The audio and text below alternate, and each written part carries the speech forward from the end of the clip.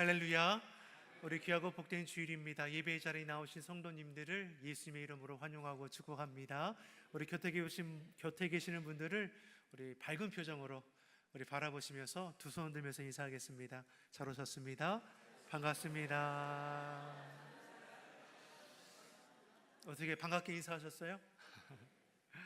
오늘은 8월 첫째 주일이자 우리 교회력으로는 성령 강림 후 열째 주일 예배로 지킵니다. 성령의 충만함, 성령의 다스림 받으니 초대교회가 어떠한 모습이었습니까? 날마다 마음을 같이하여 모이게 힘쓰고 하나님 앞에 기쁨으로 예배하고 또 나아가 주의 복음을 증거하기에 힘썼습니다. 구원받는 영혼들이 많아졌고 세계 열방의 주의 복음이 전해지게 되었습니다. 이 시대도 다르지 않죠. 우리 안에 성령의 충만함, 성령의 다스림 받으면 우리를 통해서 영혼을 살리는 귀한 사역을 감당하게 함을 믿습니다. 주의 뜻에 날마다 참여하는 주연성교 온 성도가 되기를 예수님의 이름으로 축복합니다. 계속해서 8월은 우리 교회학교 여름 사역을 위해서 함께 기도합니다. 우리 다음 세대 믿음의 자녀들이 여름 사역을 통해 받은 은혜와 그 능력을 마음에 새기고 이 시대 하나님을 기쁘시게 하는 그런 다음 능력 있는 세대가 될 수 있도록 함께 기도해 주시고 협력해 주시기 바랍니다. 이어서 내일부터 수요일까지 초등부 여름 캠프가 화성에 있는 장안대학교에서 진행되겠습니다. 또 그 다음 주 13일에서 15일 목금토는 청년의 여름 캠프가 같은 장소에서 있겠습니다. 2박 3일의 일정을 통해서 안전할 뿐만 아니라 예비하신 주의 은혜로 충만함을 통해서 인격적으로 주님을 경험할 수 있는 이런 여름 캠프가 될 수 있도록 여러분 끝까지 기도해 주시기를 바랍니다. 이를 위해 소그룹 릴레이 기도가 은혜 가운데 진행 중에 있습니다. 여러분 꼭 시간을 정하셔서 함께 모여 다음 세대를 위해 기도함으로 협력해 주시면 큰 은혜가 되겠습니다. 특별히 우리 주보를 통해 나누어드린 태신자 작전 카드가 있습니다. 한번 이렇게 들어보실까요? 자, 맨 앞에 보시면 2026년 8월 2일 오늘부터 9월 20일 새생명 전도주일까지 우리가 태신자를 품고 함께 기도하고자 합니다. 태신자 작정사역, 그 아래에 있는 태신자의 대상부터 함께 읽어보겠습니다. 태신자의 대상이 될 수 있는 사람은 누구입니까? 이거 다 어딘지 못 찾으셨어요? 맨 앞에 글씨가 작아서 못 보시는 분들은 이해합니다. 자, 같이 한번 보겠습니다. 태신자의 대상이 될 수 있는 사람은 누구입니까? 우리 주변의 모든 사람이 대상입니다. 부모와 형제, 자녀를 포함한 모든 가족과 친지, 직장 동료 및 친구, 이웃과 지역 주민들, 그 외에 생각만 하고 복음을 전할 기회를 찾지 못했던 모든 사람들을 태신자의 대상으로 정하고 마음에 품고 기도합니다. 아멘. 태신자 작정 사역은 하나님의 사랑을 품고 행하는 사역입니다. 여러분 품고 있는 태신자 있지 않으십니까? 그들의 이름을 적어서 이것을 이제 이렇게 자르셔서 우리 작정함이나 헌금함 교육자들에게 전달해 주시면 강당 양 옆에 아름드리 나무가 있습니다. 이게 어떤 나무인지 아십니까? 아유야, 똑똑하십니다. 우리 생명나무라 지칭하고 여러분들이 이름을 적어서 제출해 주시면 그 이름을 우리가 열매에 부착을 해서 여기다 달아 놓을 겁니다. 함께 기도함을 통해서 결실함의 은혜를 이루어갈 수 있도록 9월 20일에 데려오지 않는다고 해서 우리는 실망할 이유 없습니다. 하나님께서 품게 하신 영혼이니 하나님의 때에 거둘 것을 믿고 우리는 늘 기도함으로 주의 사랑을 전하면 되는 것이죠. 다만 9월 20일 날 우리가 목적을 두고 함께 기도하게 되었으니 여러분 꼭 마음에 품은 태신자의 이름을 적으셔서 제출해 주시면 우리가 함께 기도함으로 영혼 구원에 힘써 나아갈 수 있는 이 기간이 되기를 축복합니다. 우리 곁에 계신 분들과 다시 한번 이렇게 인사하겠습니다. 하나님께서 지키시고 도우십니다. 하나님께서 지키시고 도우십니다. 아멘이시죠? 하나님께서 지키시고 도우심을 믿습니다. 계속된 무더위에도 우리의 건강을 지켜줄 줄 믿습니다. 제가 올라오기 전에 몇 도가 되는지 검색해 보니까 32도더라고요. 오늘 최대는 한 34도까지 올라간다고 하더라고요. 경남 양산은 41도 계속 그렇게 육박한 날씨 가운데 있다라는 겁니다. 무더위가 빨리 왔고 9월까지는 더위가 계속된다라는 그런 이제 일기예보가 있지 않습니까? 이때 우리가 할 것은 무엇입니까? 아유, 더워 죽겠다가 아니라 괜찮다, 견딜만하다. 우리 입술이 이렇게 긍정의 말이 되기를 축복합니다.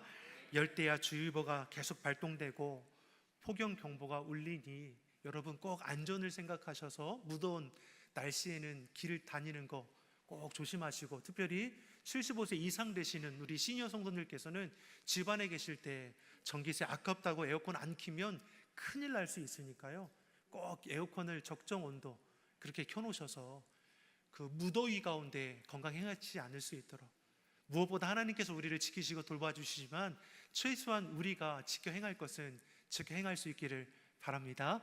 그래서 올여름 주의 은혜 가운데 건강에 잘 우리가 지나가기를 간절히 소망합니다. 시편 36편의 말씀으로 오늘 은혜를 나누고자 합니다. 36편의 표제에는 뭐라고 기록되어 있냐면 여호와의 종 다윗의 시라고 기록되어 있습니다. 다윗이 누구입니까? 여호와의 종입니다. 다시 말해 다윗의 주인은 누구입니까? 하나님이시죠. 하나님이 주인 되시고 나는 그분의 종입니다. 분명한 자기 정체성이 있다라는 것이죠. 내게 주어진 모든 것은 누구의 것입니까? 하나님의 것입니다. 주인 되시는 하나님의 것이니 하나님의 뜻에 합당하게 쓰여지기를 바랍니다. 주어진 권세도 가진 재물도 내게 허락되신 시간도 능력도 다 하나님께서 내게 공급해 주신 것이니 하나님 뜻에 합당하게 쓰여지기를 바라는 것이 다윗의 마음이죠. 우리도 다르지 않죠? 달라요? 우리도 하나님의 자녀 아닙니까? 나된 모든 것이 하나님의 것임을 고백합니다. 그래서 우리는 늘 갈등하게 되죠. 내 고집과 욕심대로 살아갈 것인가? 하나님의 말씀 앞에 붙들려 살아갈 것인가? 정답은 정해져 있습니다. 하나님의 말씀에 붙들려 내 고집과 욕심이 앞서는 것이 아니라 주의 말씀을 앞세워 살아가야 한다는 것이죠. 그렇게 살아갈 때 하나님께서 오늘 크고 비밀한 일들을 우리에게 더하신다 말씀합니다. 다윗은 의인된 삶의 자리가 있고 악한 자들의 삶의 모습이 있다라고 오늘 말씀합니다. 악한 자들의 모습을 고발합니다. 그리고 의로운 자의 삶을 얼마나 기뻐하시는지 하나님께서 우리에게 주신 약속의 말씀을 더해 주십니다. 먼저 악한 자의 모습이 어떠한가 다윗이 말하는 것이죠. 1절의 말씀을 한번 보겠습니다. 1절의 말씀 같이 보겠습니다. 악인의 죄가 그의 마음속으로 이르기를 그의 눈에는 하나님을 두려워하는 빛이 없다니. 아멘. 악한 자들, 악인들은 누구를 가리키는 것입니까? 하나님을 두려워하지 않는다 했습니다. 저들 마음에는 무엇이 가득합니까? 죄로 가득합니다. 이 죄가 하나님을 두렵지 않게 만드는 것입니다. 죄는 하나님을 멀리하게 하고 하나님을 인정하지 않게 합니다. 악한 자들이 부패하고 타락한 삶을 살고 있음에도 부끄러워하지 않는 이유가 무엇입니까? 죄로 인해 그 눈이 가리워졌기 때문이죠. 인생을 주관하시는 하나님을 인정하지 않고 두려워하지도 않습니다. 내 좋은 대로 육신의 정욕, 안목의 정욕, 이생의 자랑에 빠져 살아가고 있음에도 아랑곳하지 않는 것이죠. 그만큼 죄가 무섭습니다. 나를 패망으로 이끌어가고 있음에도 불구하고 그 죄 가운데 즐거워한다는 것이죠. 결국 악한 자들의 그 결말은 어떠합니까? 그 죄로 인해 패망하게 되는 것이죠. 그 날에 후회한들 아무 소용이 없습니다. 사랑하는 성도 여러분, 하나님을 인정하는 주의 성도 되기를 예수님의 이름으로 축원합니다. 하나님은 온 우주 만물을 지으시고 다스리시는 분이시죠. 하나님이 없다 말하는 것처럼 어리석은 것도 없습니다. 3절을 보겠습니다. 악한 자들의 특징이 있습니다. 3절을 함께 읽어보겠습니다. 그의 입에서 나오는 말은 죄악과 속임이라. 그는 지혜와 선행을 그쳤도다. 아멘. 1절에서 악한 자들은 하나님을 두려워하지 않고 인정하지 않는다 했습니다. 이런 악한 자들의 특징 3절에 뭐라고 말합니까? 그 입에서 나오는 말이 죄악과 속임뿐입니다. 악한 자들, 하나님이 없다 말하는 어리석은 자들의 입술에는 무엇으로 가득하는가? 죄악으로 가득하고 속임으로 가득합니다. 성경은 우리에게 분명히 가르쳐 주죠. 하나님을 경외하는 것이 곧 지혜의 근본입니다. 하나님을 두려워할 줄 아는 것, 곧 하나님을 경외하는 것이 지혜의 시작입니다. 그러나 악한 자들은 하나님을 두려워하지 않습니다. 하나님이 없다 말하며 스스로 하나님의 자리에 앉고자 한다라는 것이죠. 그러니 그들 안에는 지혜도 없고 선행도 없음을 우리에게 가르쳐 줍니다. 시편 14편 2절과 3절을 보십시오. 함께 읽어보겠습니다. 여호와께서 하늘에서 인생을 굽어 살피사 지각이 있어 하나님을 찾는 자가 있는가 보려 하신즉 다 치우쳐 함께 더러운 자가 되고 선을 행하는 자가 없으니 하나도 없도다. 하나님께서 하늘에서 인생을 굽어 살펴보신다는 거죠. 지각이 있어 하나님을 찾는 자가 있는지 보았다는 겁니다. 지각이 무엇입니까? 지혜이죠. 하나님을 아는 지혜를 가리킵니다. 근데 그러한 자가 없습니다. 다 허탄한 것에 치우쳐 더러운 자가 되고 선을 행하는 자가 아무도 없다라는 것이죠. 즉 악인들, 악을 행하고 선을 행하지 못하는 것은 저들에게 무엇이 없어서 그럽니까? 하나님을 아는 지혜가 없기 때문이죠. 그러니 저들의 입에는 온통 죄악과 속임이 가득합니다. 4절에 그는 악한 자, 하나님을 두려워하지 않는 자들을 가리키는 것이죠. 그들이 하는 행태가 무엇입니까? 4절의 말씀을 같이 한번 보겠습니다. 그는 그의 침상에서 죄악을 꾀하며 스스로 악한 길에 서고 악을 거절하지 아니하도다. 자, 악한 자들, 그 입에 죄악과 속임이 가득한 이들이 잠자리에 누웠을 때까지도 온통 무슨 생각으로 가득합니까? 악을 꾀하는 것으로 가득하다는 것이죠. 어떻게 하면 남의 것을 뺏을까? 어떻게 하면 저 사람을 속여 먹을까? 이러한 궁리로 가득하다는 것이죠. 이것이 누가 시켜서 이렇게 하는 것입니까? 스스로 악한 길에 서서 악을 거절하지 않았기 때문이죠. 악을 거절하지 않았다는 겁니다. 다시 말해 악을, 죄를 거절할 수 있다라는 것이죠. 우리의 선택입니다. 죄의 길, 하나님이 기뻐하는 길. 우리가 몰라서 죄의 길을 가는 겁니까? 그렇지 않죠. 죄의 유혹 가운데 넘어지죠.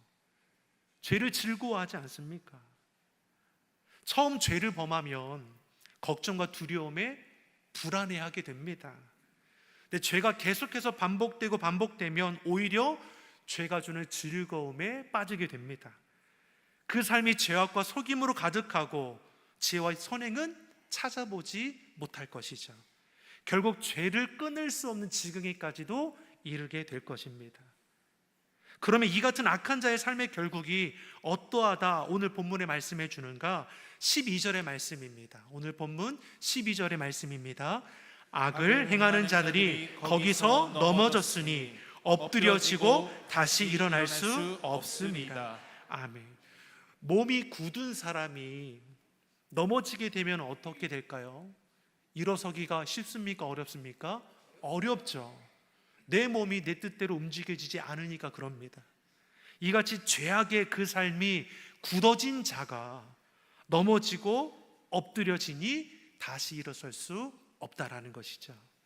하나님을 두려워하지 않는 악한 자의 궁극적인 결말은 죄악을 즐거워하다가 그 죄악 가운데 넘어지고 엎드려져 망하게 된다는 것입니다.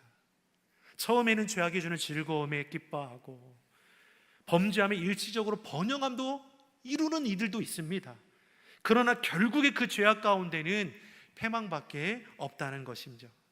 그들은 결산의 날에 하나님의 심판 앞에 두려워 그날 후회할지라도 이미 죄로 굳어져서 돌아올 수 없다라는 것입니다. 사랑하는 성도 여러분, 하나님을 두려워하지 않는 악인들의 모습과 행위를 여러분 따라가지 않기를 바랍니다. 악한 자들이 죄 가운데 누리는 일시적인 번영과 두려움도 여러분 부러워하지 마십시오. 죄악과 속임으로 가득한 번영은 결국 패망으로 이끌게 될 것입니다. 반면에 다윗은 하나님의 종으로서 이 죄악된 자리를 멀리하고 하나님을 경외함을 우리에게 보입니다. 악한 자들의 그 끝은 패망이나 하나님을 경외하는 자의 그 끝은 기쁨임을 오늘 우리로 알게 하는 것이죠. 5절과 7절의 말씀을 보면 다윗이 하나님을 어떻게 고백하느냐, 5절에 보니까 하나님은 인자하시고 진실하신 분이라 노래합니다. 저 한번 따라하겠습니다. 하나님은 인자하시고 진실하십니다. 우리 하나님은 어떠한 분이십니까? 인자하시고 진실하십니다. 인자하심은 자기 백성을 향한 언약적 사랑을 말합니다. 다시 말해 하나님께서 언약을 맺어주셔서 우리를 자기 백성 삼아주셨습니다. 그러한 자기 백성을 결코 포기하지 아니하신다라는 것이죠. 우리도 죄 가운데 넘어질 때 있지 않습니까? 한 번도 안 넘어지셨어요? 이렇게 예배하고 기쁨 가운데 국수도 맛있게 먹고 집에 돌아가다도 내 입으로, 내 생각으로, 내 행동으로 죄 가운데 빠질 때가 얼마나 많습니까? 그런데 그런 우리 하나님께서 버려두십니까? 아니죠. 그럼에도 우리를 사랑하셔서 그 마음을 위로해 주시고 우리 생각을, 마음에 품은 뜻을 자꾸만 하나님 앞으로 나아올 수 있도록 이끌어 주지 않으십니까? 하나님의 인자하심이죠. 다윗은 이런 하나님의 인자하심이 하늘에 있다라고 말합니다. 여러분, 하늘에 있다라는 말이 무슨 뜻입니까? 하나님의 사랑이 끝이 없다라는 것이죠. 하나님의 사랑은 끝이 없습니다. 그래서 우리는 영원하신 그 사랑을 그 안에 우리가 거하니 그래서 소망이 있는 것이죠. 또한 하나님은 진실하십니다. 자기 백성을 향한 언약적 그 사랑에 변함이 없으십니다. 하나님의 사랑은 한계도 제한도 없습니다. 모든 것이 변하고 사라져도 하나님의 사랑만큼은 영원하죠. 어제도 오늘도 내일도 우리를 향한 하나님의 사랑은 변함이 없으십니다. 이처럼 하나님의 인자와 진실하심이 영원하죠. 그런 하나님을 6절 말씀에 다윗은 의로우시고 공평한 분이라 고백합니다. 하나님의 의가 산과 바다 같다라고 했습니다. 산은 견고하고 요동치 않는 한결같음을 상징합니다. 바다는 인생이 감히 헤아릴 수 없음을 가리킵니다. 즉 주의 의가 산과 바다 같다는 이 말은 하나님의 의로우심은 영원하시다는 것이죠. 이처럼 다윗은 인자하시고 진실하시고 의로우시고 공평하신 하나님이 우리를 돌보아 주신다 말씀합니다. 7절의 말씀을 같이 우리가 읽겠습니다. 7절의 말씀입니다. 하나님이여 주의 인자하심이 어찌 그리 보배로우신지요. 사람들이 주의 날개 그늘 아래 피하나이다. 아멘. 다윗이 고백하죠.